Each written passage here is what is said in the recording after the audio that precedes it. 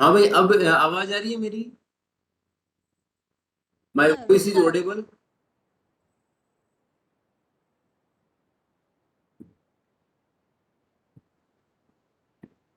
कोमल आवाज आ रही है? कोमल पारिक।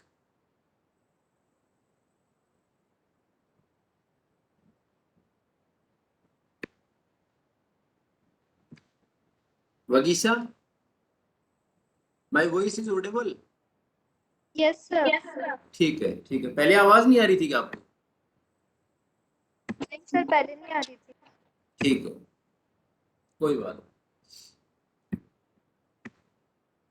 देखिए, जो हम बेसिकली जो टर्मिनोलॉजीज देख रहे थे कि हमने देखा कि कोई भी एक ग्राफ है उसकी डिग्री के बारे में हम देख रहे थे कि कोई भी ग्राफ है उसकी डिग्री क्या होती है।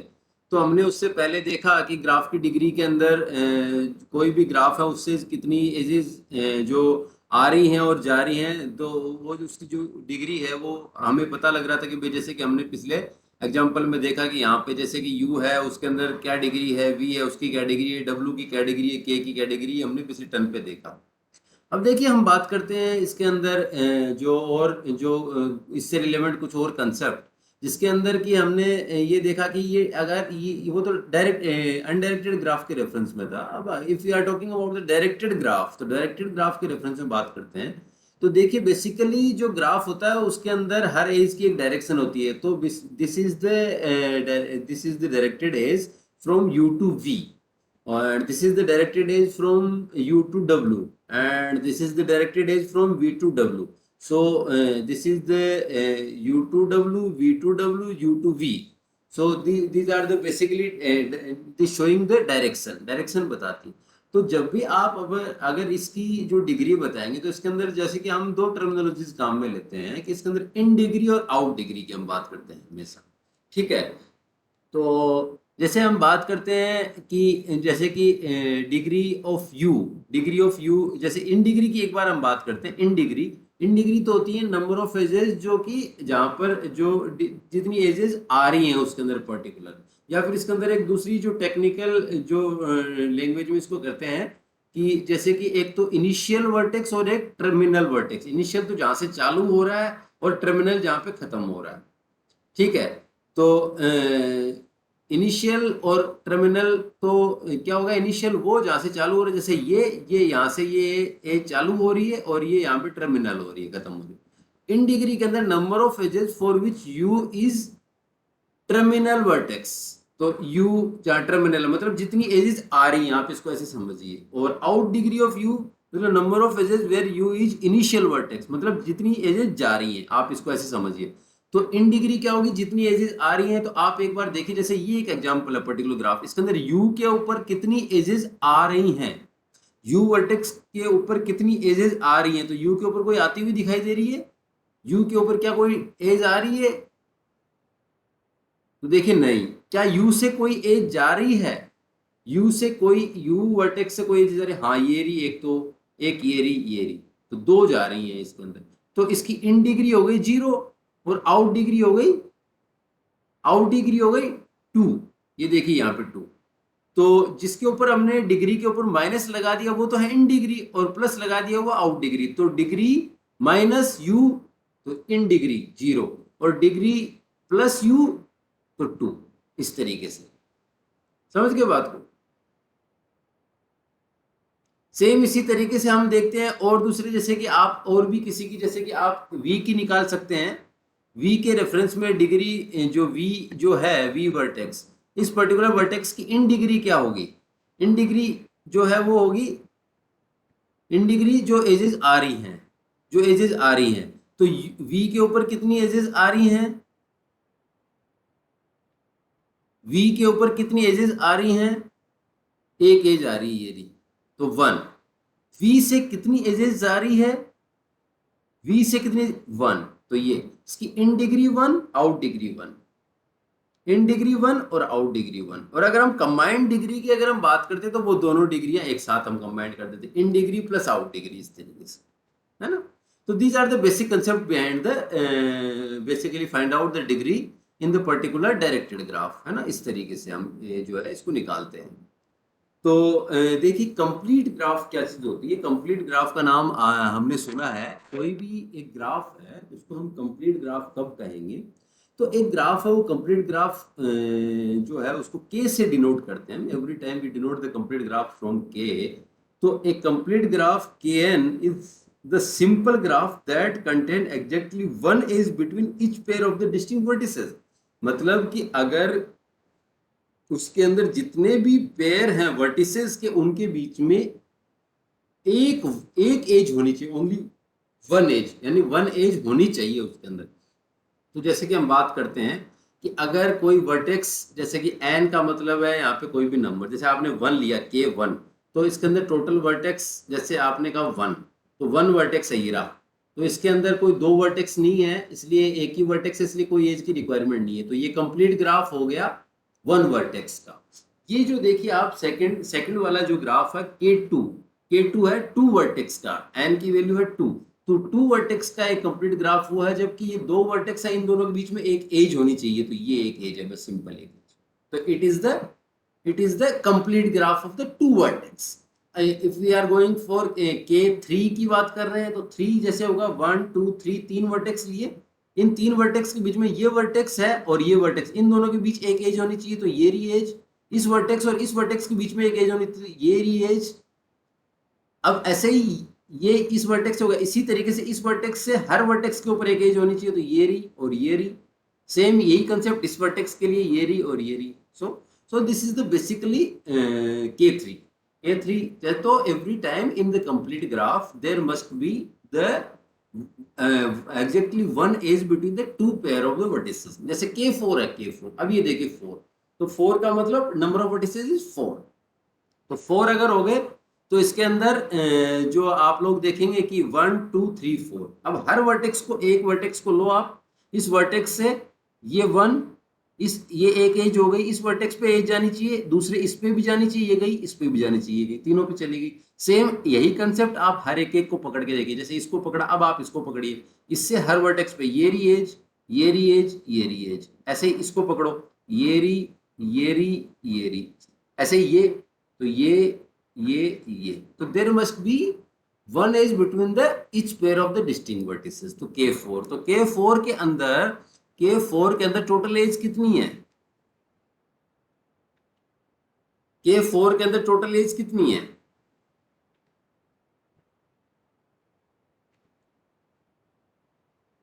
अर्पित सोनी, अर्पित जो फोर वर्टेक्स का कंप्लीट ग्राफ है उसके अंदर टोटल एज कितनी है? टोटल एजेस 6 है। Very good. तो इसका बेसिक कंसेप्ट क्या होता है, जो जितने भी वर्टेक्स है, हर वर्टेक्स से दूसरे वर्टेक्स पे एक एज होनी चाहिए, बस कुल मिला के इसका ये कंसेप्ट है। आपको चेक करना उसके अंदर। अब आपको ये भी कई बार एग्जाम में पूछ लिया जाता है कि 5 वर्टेक्स का कंप्लीट ग्राफ, 6 वर्टेक्स का कंप्लीट ग्राफ, तो क्या आप बना पाएंगे? सब लोग मेरी बात समझ रहे हैं? मैं कह रहा हूं कि 5 वर्टेक्स का कंप्लीट ग्राफ बना पाएंगे आप? 6 वर्टेक्स का कंप्लीट ग्राफ बना पाएंगे आप? कोई आपको कहेगी 5 वर्टेक्स का एक कंप्लीट ग्राफ कैसे बनेगा, 6 वर्टेक्स का एक कंप्लीट ग्राफ कैसे बनेगा? तो आप 5 वर्टेक्स लीजिए और हर वर्टेक्स से दूसरे वर्टेक्स के ऊपर डायरेक्ट एज होनी चाहिए, और एक ही एज होनी चाहिए, दो नहीं होनी चाहिए। ऐसे ही सेम 6 वर्टेक्स के लिए। तो क्या आपको अगर ये क्वेश्चन दिया जाए तो क्या आप बना पाएंगे? Yes sir. इजी है, इजी है, कोई ज्यादा टिपिकल नहीं है, हैं? बना पाएंगे ना?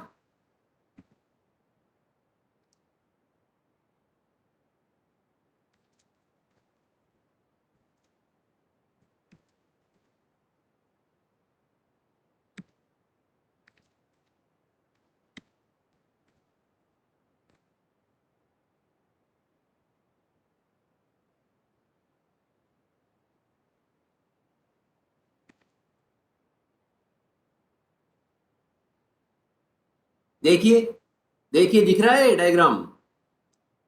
दिख रहा है भाई सब लोगों को? 5 वर्टेक्स का कंप्लीट ग्राफ है ये, 5 वर्टेक्स का कंप्लीट ग्राफ है। देखिए इसके अंदर आप ये 1 2 3 4 5 वर्टेक्स का, इस वर्टेक्स से क्या हर एक वर्टेक्स के ऊपर एक एज है? ये री एक, ये री एक, ये री एक, ये री एक, हर वर्टेक्स पे है। सेम इसी से चेक करेंगे, इससे ये फिर इससे ये और ये सेम इससे इस तरीके से। अब मेरे को इसमें कितनी एज है? Mayank Somani total number of edges in the 5 vertex complete graph. Yes sir. कितनी एज है इसके अंदर? टोटल 5 वर्टेक्स के कंप्लीट ग्राफ के अंदर कितनी एज है? सर 10। ठीक है 10। ठीक है।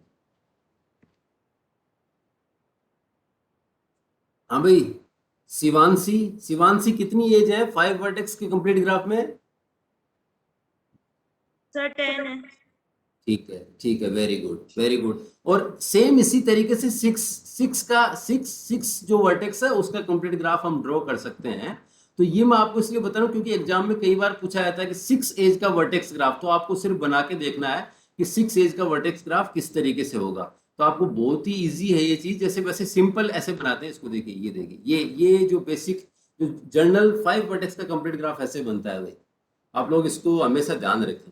तो ये आप इस तरीके से बनाएंगे, नीचे 2 वर्टेक्स, फिर ये 2 वर्टेक्स और फिर ये, फिर सबसे आप इस तरीके से, जैसे कि सबसे एजेस इस तरीके से, ये ऐसे इस तरीके से, है ना। तो ये 5 तो इनकी ये जो 1 2 3 4 5, फिर 6 7, फिर 8 9 और फिर ये 10, इस तरीके से अपन ये एजेस को काउंट करते हैं। सेम अगर आपको 6 वर्टेक्स का कंप्लीट ग्राफ भी अगर आपको देखना हो तो 6 वर्टेक्स का कंप्लीट ग्राफ जो है वो उसके अंदर आपको टोटल, जैसे आपने 6 वाला जो वो देखा होगा आपने एक, देखिए मैं आपको दिखाता हूँ 6 वर्टेक्स का कंप्लीट ग्राफ भी, ताकि आपको कभी भी इन चीज़ों को लेके कंफ्यूजन नहीं हो कि ये देखिए ये रहा 6 वर्टेक्स का कंप्लीट, ये 5 का है सर, सॉरी ये 5 का है।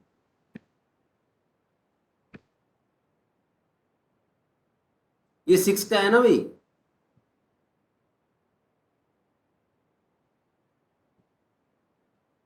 ये देखिए 6 वर्टेक्स का कंप्लीट ग्राफ इस तरीके से है ना। तो you can draw the complete graph for any number of the edges. तो आप ये कंप्लीट ग्राफ ड्रॉ कर सकते हैं, बहुत इजी है। तो कंप्लीट ग्राफ क्या होता है ये आपको बिल्कुल पता होना चाहिए, कंप्लीट ग्राफ क्या चीज होती है, ठीक है। अब बात करते हैं हम साइकिल की। तो साइकिल हम सब जानते हैं कि साइकिल क्या होता है। तो कोई भी जो साइकिल है उसके अंदर हम कहते हैं कि जैसे कि कोई भी वैल्यू है n की, for the n vertex v1 v2 v3 जो vn, और all the edges we are represent a cycle like, जैसे कि कोई 3 जो वर्टेक्स है उनके लिए साइकिल ये इस तरीके से, इस तरीके से। और अगर कोई 4 वर्टेक्स है उसके अंदर साइकिल ये देखिए यहाँ से इस तरीके से, इस तरीके से। ये कोई साइकिल जो है उसको किस तरीके से रिप्रेजेंट करते हैं, तो साइकिल हम जानते हैं। साइकिल और लूप का कंसेप्ट हमने पढ़ा भी है, लूप क्या चीज होती है, ठीक है। अब हम बात करते हैं सब ग्राफ की। तो सब ग्राफ जैसे कोई भी एक ग्राफ है उसका एक छोटा पार्ट उसको हम कहते हैं सब ग्राफ। कोई भी पर्टिकुलर ग्राफ का जो पार्ट एक है, जैसे कि एक ग्राफ है GVE, तो ये ग्राफ है कोई भी, उसके अंदर अगर हम कहते हैं कि उसका एक सब ग्राफ है, जैसे कि उस सब ग्राफ का नाम है H और उसके अंदर नंबर ऑफ वर्टेक्स हैं V डैश और नंबर ऑफ एजेस है E डैश।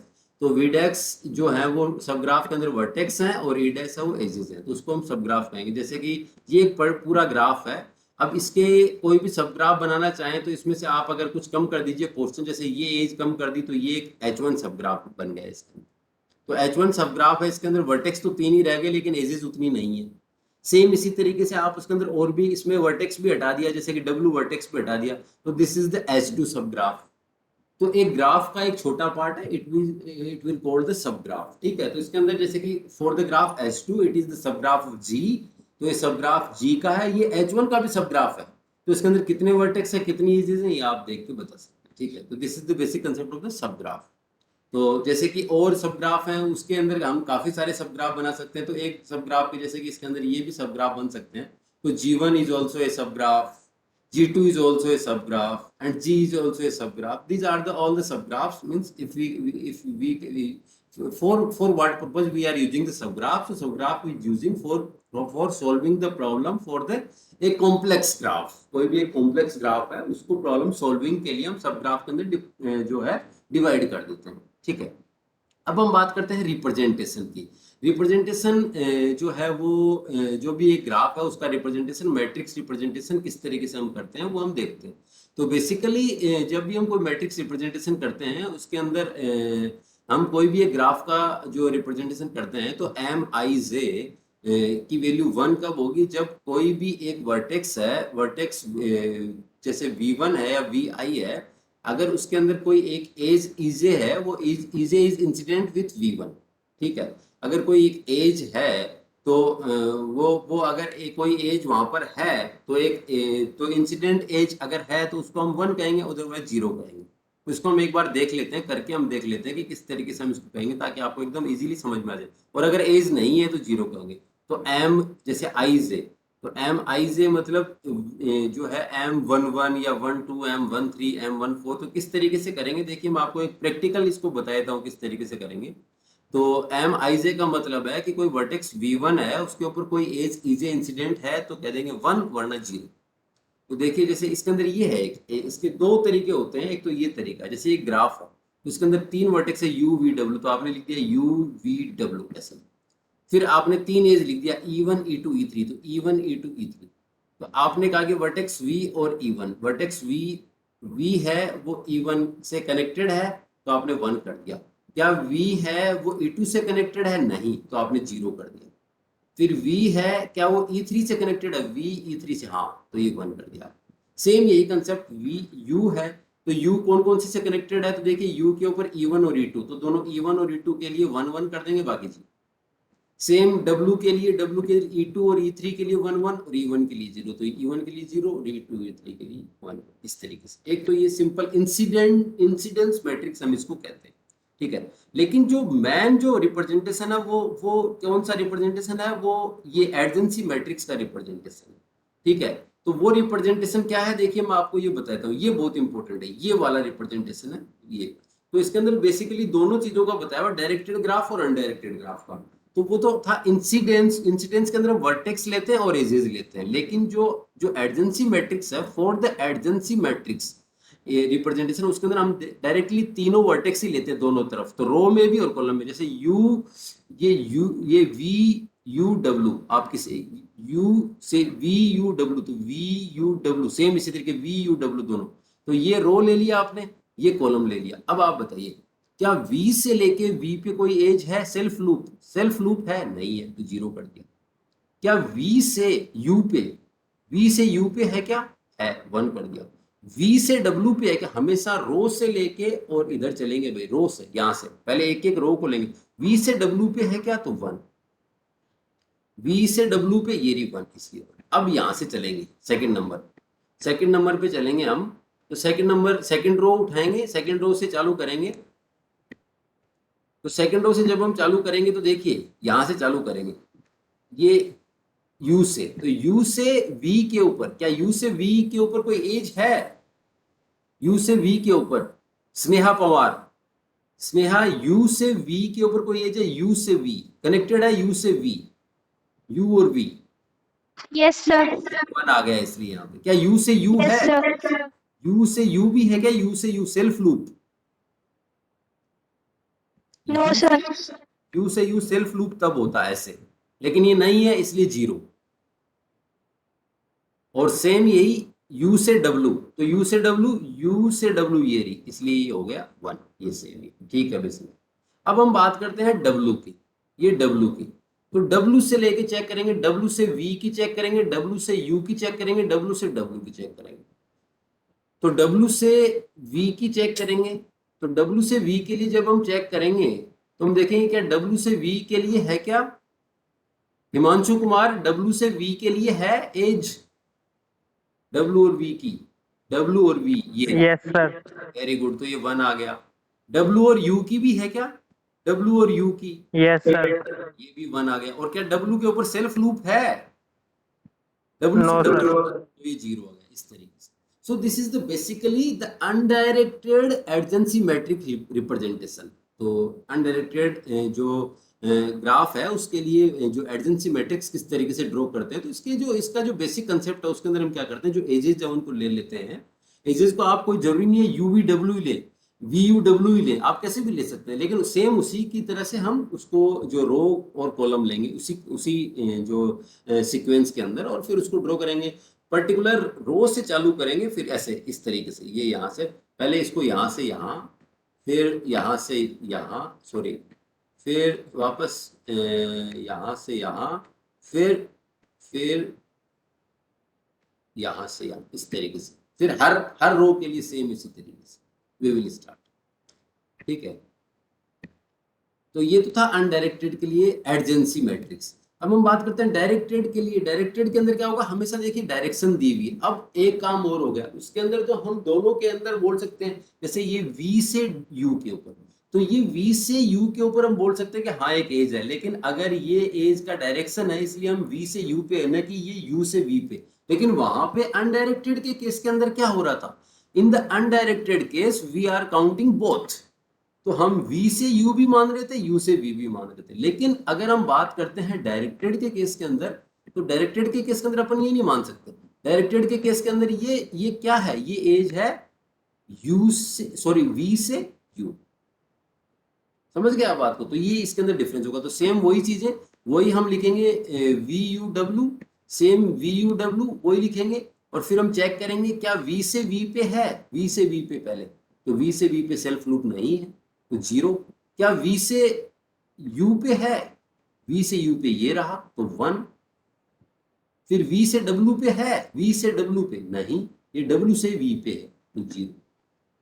सेम यही सेकंड के अंदर, तो U से कहाँ पे है, तो देखिए U से कहीं जा रही है, U से W पे है, तो U से W पे है, U से W पे 1 कर दिया और बाकी 0। सेम ये W से चेक किया, तो W से कहाँ जा रही है एज, तो W के ऊपर ये तो आ रही है इसलिए इसको काउंट नहीं करेंगे। ये W से जा रही है V के ऊपर, तो W से V पे जा रही है, तो W से V 1 कर दिया, W से और कहीं नहीं जा रही, U पे नहीं जा रही 0, W से W पे नहीं जा रही 0। तो this is the basically the adjacency matrix for the directed graph. तो ये आपको दोनों बनाना चाहिए। इंसिडेंस मैट्रिक्स के अंदर वर्टेक्स और एजेस लेते हैं, जबकि हम जनरली जो जिस मैट्रिक्स की बात करते हैं वो होता है एडजेंसी मैट्रिक्स। तो आपको एडजेंसी मैट्रिक्स बनाना आना चाहिए, बहुत इजी है, बहुत इजी है। तो आप एडजेंसी मैट्रिक्स बना सकते हैं। तो आप में से क्या कोई स्टूडेंट है जो भाई एडजेंसी मैट्रिक्स अब जिसको नहीं बनाना है, ये सब बना लेंगे इसको, बहुत इजी अप्रोच है ना। अब देखिए एक चीज और, एडजेंसी जो लिस्ट है इसकी हम बात कर रहे हैं। एडजेंसी लिस्ट के अंदर देखिए क्या होता है, कोई भी नोड है या वर्टेक्स है, तो आपने ले लिए, ये वर्टेक्स है U, तो U से कौन कौन से कनेक्टेड है, तो U से V कनेक्टेड है, U से W, तो V और W ये दोनों एडजेंसी लिस्ट है, ये एडजेंसी लिस्ट। सेम ऐसे ही एक वर्टेक्स लिया V, तो V से कौन कौन से, V से देखिए दोनों जुड़े हुए हैं, तो ये दोनों आपने लिख दिया W और U, ये W और इस तरीके से। सेम इसी तरीके से W आपने लिया, तो W ये रहा, तो इससे कौन कौन से U और V, तो U और V इस तरीके से। This is the adjacency list. ठीक है, तो ये इस तरीके से एडजेंसी लिस्ट भी हम बना सकते हैं। ठीक है, ये जो तीन कंसेप्ट हैं तीनों मैंने समझाए हैं, तो आई होप शायद आपके समझ में आ गए होंगे। तीन कंसेप्ट कौन कौन से हैं, कंप्लीट ग्राफ, कंप्लीट ग्राफ क्या होता है, किसी भी कंप्लीट ग्राफ, कोई भी कंप्लीट ग्राफ कैसे बनता है, 1 vertex, 2 vertex, 3 vertex, 4 vertex, 5 vertex, 6 vertex, के 6 तक का आपको कंप्लीट ग्राफ बनाना आना चाहिए। आप खुद बना के देखेंगे पहले से। दूसरी बात, वर्टेक्स जो एडजेंसी जो मैट्रिक्स कैसे बनता है, एडजेंसी मैट्रिक्स किस तरीके से बना सकते हैं, चाहे वो डायरेक्ट ग्राफ हो चाहे वो इनडायरेक्ट ग्राफ हो, वो आपको आना चाहिए।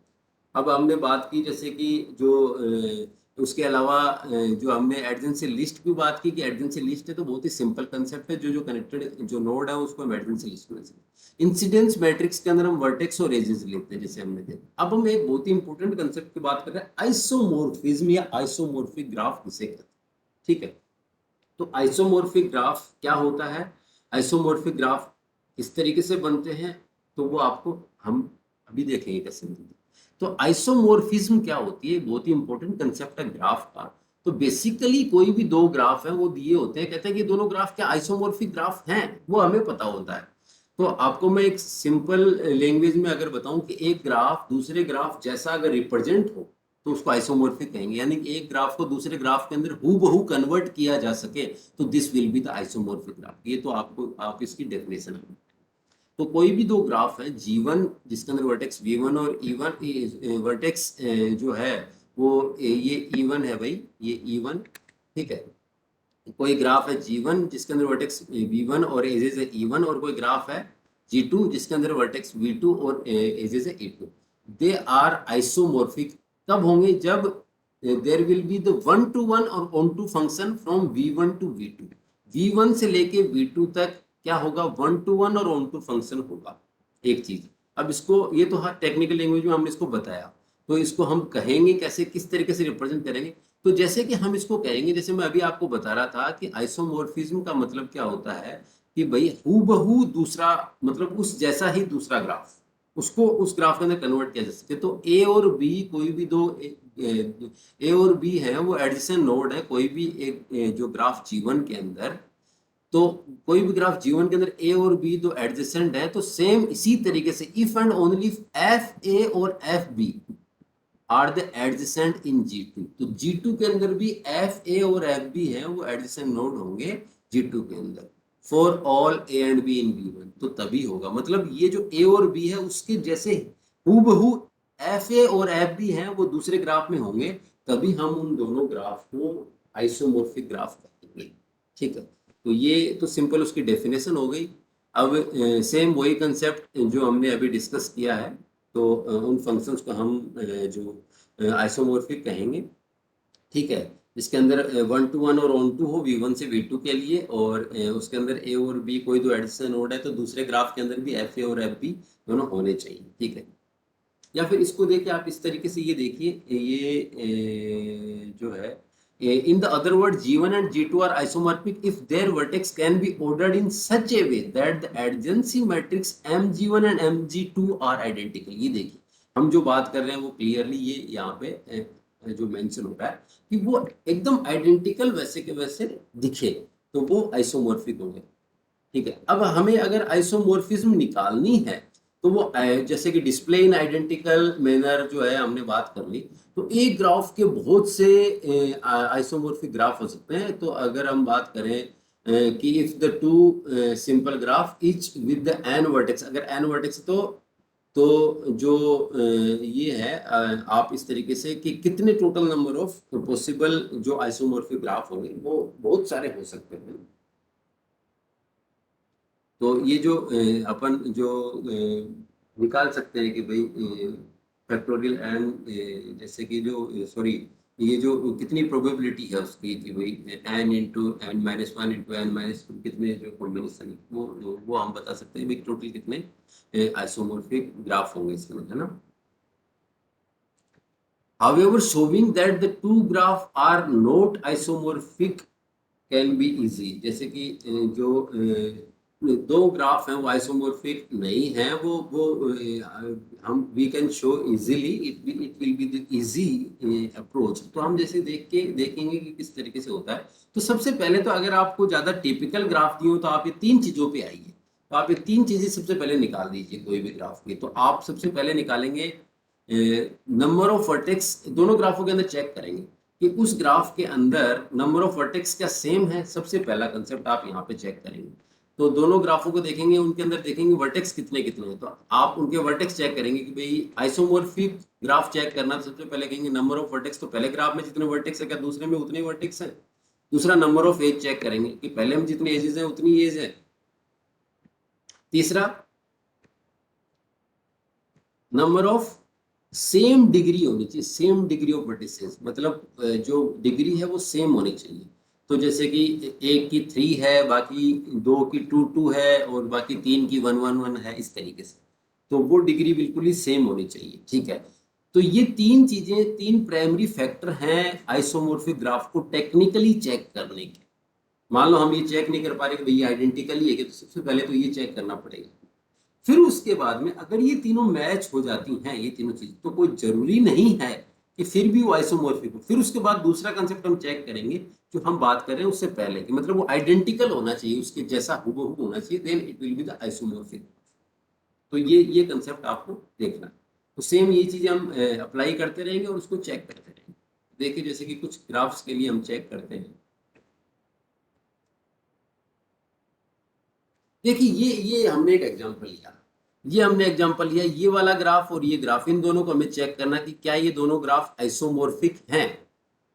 तो सबसे पहले तो हम जाए वो तीनों चीजें चेक कर लेते हैं। पहले तो आप डायरेक्ट ये भी देख सकते हैं कि क्या ये ग्राफ इसमें कन्वर्ट हो सकता है, कि अगर हो जाएगा तो इसके नंबर ऑफ वर्टेक्स 4 हैं, नंबर ऑफ एजेस 4 हैं दोनों के अंदर सेम। देखिए और जो डिग्री है वो भी आप चेक करेंगे तो 2 2 2 2, तो इसकी 2 2 2 2, तो ये तो मिल रही है, मतलब ये चीजें तो मिल रही। अब क्या ये वर्टेक्स, ये तीनों चीजें मिल रही है। अब उसके बाद हम चेक करेंगे कि इन तीनों चीज के बाद हम चेक करेंगे क्या ये वर्टेक्स इस वर्टेक्स में कन्वर्ट हो सकता है क्या भाई। ये कैसे आप इसको इसको इसमें कन्वर्ट कर दें या फिर इसको इसमें कन्वर्ट कर दें, कैसे भी ऐसा कुछ हम कर दें। तो देखिए आप इसके अंदर देखिए F(u1) इक्वल टू v1, तो ये इसके अंदर ये u1 है, इसके अंदर ये u1 है, इसके ऊपर फंक्शन अप्लाई करेंगे तो ये v1 हो गया।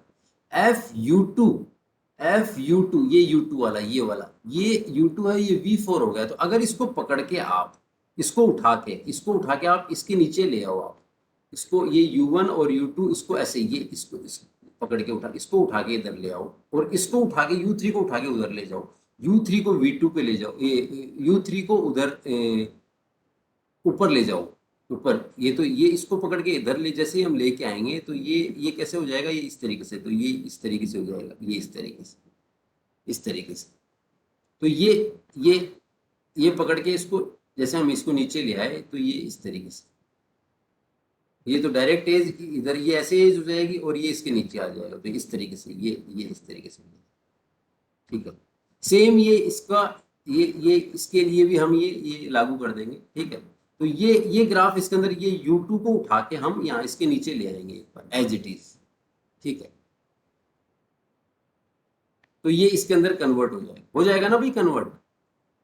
क्या ये ग्राफ इसके अंदर कन्वर्ट हो सकता है, ये दोनों ग्राफ आइडेंटिकल ग्राफ हैं या नहीं है, ये हमें देखना है। क्या ये दोनों ग्राफ आइडेंटिकल ग्राफ है, क्या ये ग्राफ इसके अंदर कन्वर्ट हो सकता है, प्राची बिरला हो सकता है क्या ये ग्राफ, ये दोनों एक ही जैसे ग्राफ है क्या। Yes sir. बिल्कुल बिल्कुल, आप इसको जैसे u2 है ना, ये u2 इसको उठा के नीचे ले आएंगे तो ये इसमें कन्वर्ट हो जाएगा। ये दोनों आइसोमॉर्फिक ग्राफ। देखिए आप जैसे एक दो एग्जांपल और बताता हूँ आपको, बहुत इजी अप्रोच रहेगी। जैसे कि ये एग्जांपल है, ये एग्जांपल जैसे कि इसको आइसोमॉर्फिक ग्राफ को चेक करना है। अब देखिए ये ग्राफ है और ये ग्राफ, इन दोनों को आइसोमॉर्फिक है या नहीं ये चेक करना है। तो हम कैसे चेक करेंगे, तो पहला कंसेप्ट तो वही तीन चीजें, वर्टेक्स चेक करेंगे, इसकी एजेस चेक करेंगे और डिग्री चेक करेंगे। तो इसके वर्टेक्स हैं, कितने वर्टेक्स हैं, कितनी एज है और किस किस डिग्री के ग्राफ, ये चीज। तो इसके अंदर टोटल नंबर ऑफ वर्टेक्स कितने हैं, तो 1 2 3 4 5 वर्टेक्स है, इसमें भी 5 वर्टेक्स है। इसमें एजेस कितनी है, 1 2 3 4 5 6, तो इसमें 1 2 3 4 5 6 एजेस है। और सेम डिग्री भी चेक करेंगे तो वही डिग्री, क्या डिग्री है, एक की तो 3 डिग्री है, ये बी की 3 डिग्री है यहाँ पे, बाकी सबकी ये 2 डिग्री, ये बी की 3 डिग्री और डी की 3 डिग्री, तो इसमें 3 डिग्री के 2 हैं। बाकी ये 2 डिग्री का है, ये 2 डिग्री, ये 2 डिग्री, तो इसमें 3 डिग्री के 2 होने चाहिए। ये रहा 3 डिग्री का एक, तो एक ये रहा 3 डिग्री और बाकी ये 2 डिग्री, ये सॉरी। ये देखिए इसके अंदर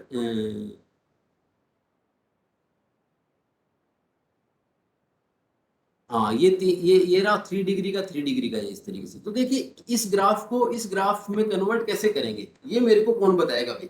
ये दोनों आइडेंटिकल हैं क्या, पहले तो ये बताइए मेरे को, कौन बताएगा आप में से, क्या ये दोनों आइडेंटिकल हैं, और हैं तो कैसे होंगे आइडेंटिकल, कैसे हम प्रूव करेंगे कि ये दोनों आइडेंटिकल हैं। आप में से कौन बताएगा ये चीज कि क्या ये दोनों ग्राफ आइडेंटिकल हैं, और इस कैसे हम इस ग्राफ को इसमें कैसे कन्वर्ट करें। मैं इस ग्राफ के अंदर हम क्या करें कि इसमें कन्वर्ट हो जाए।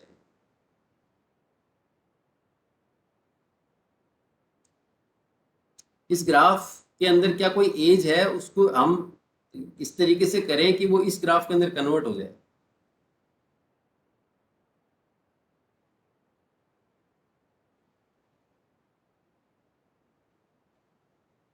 देखिए ये जो एज है ना, ये वाली, ये वाला, ये इस बी है, इस बी को उठा के अगर आप इधर ले गए ना, इधर इधर ऐसे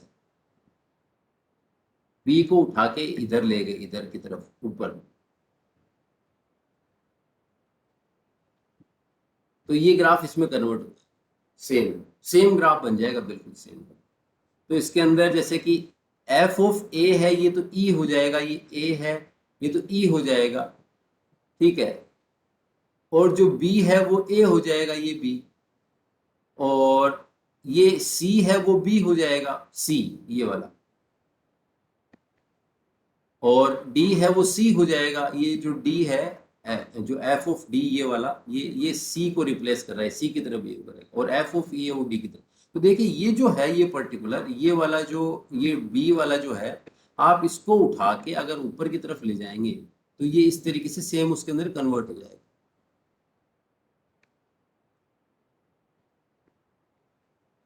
होगा या नहीं होगा भाई? वगीशा, वगीशा ये दोनों ग्राफ आइडेंटिकल हैं या नहीं है?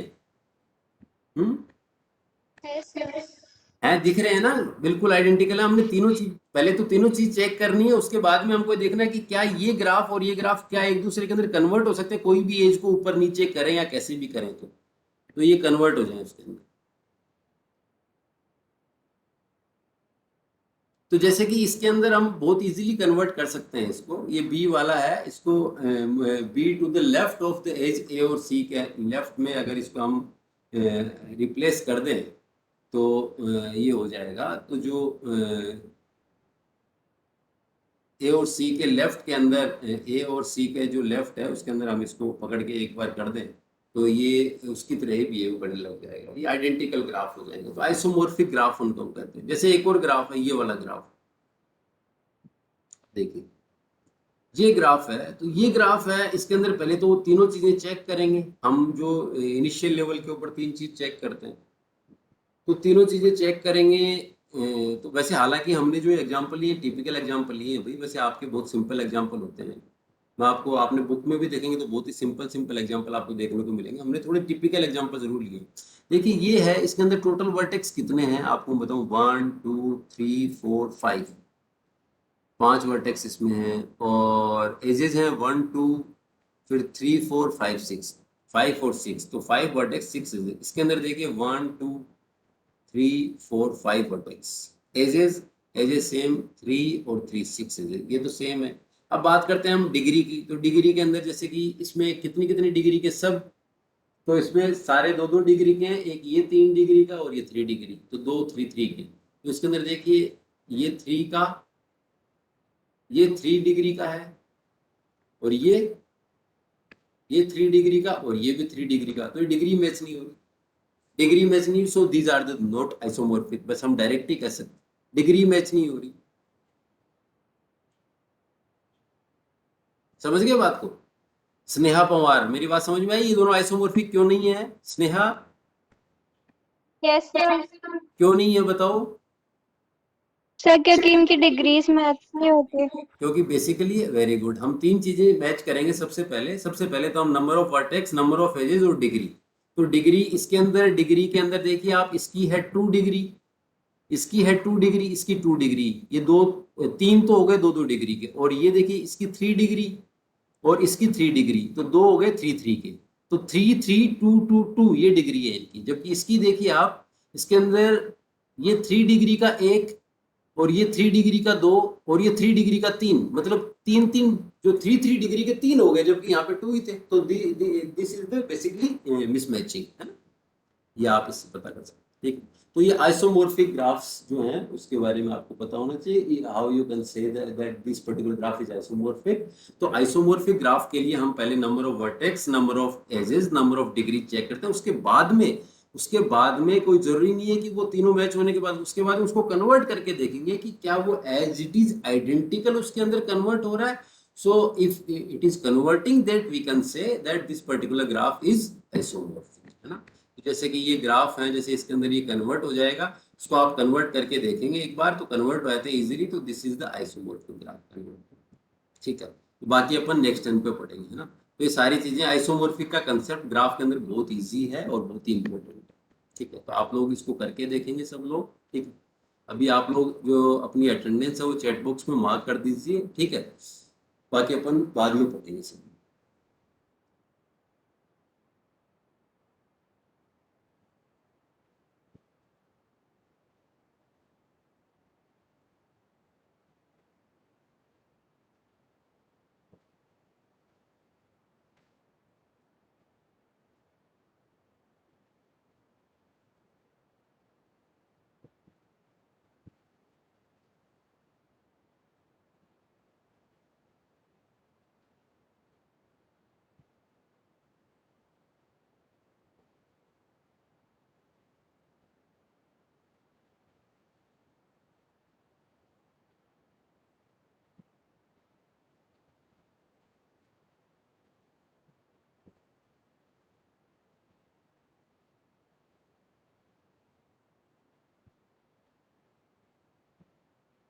ठीक है, you can leave the class, है ना। अगर आपने प्रेजेंट मार्क कर दिए तो आप लीव कर सकते हो।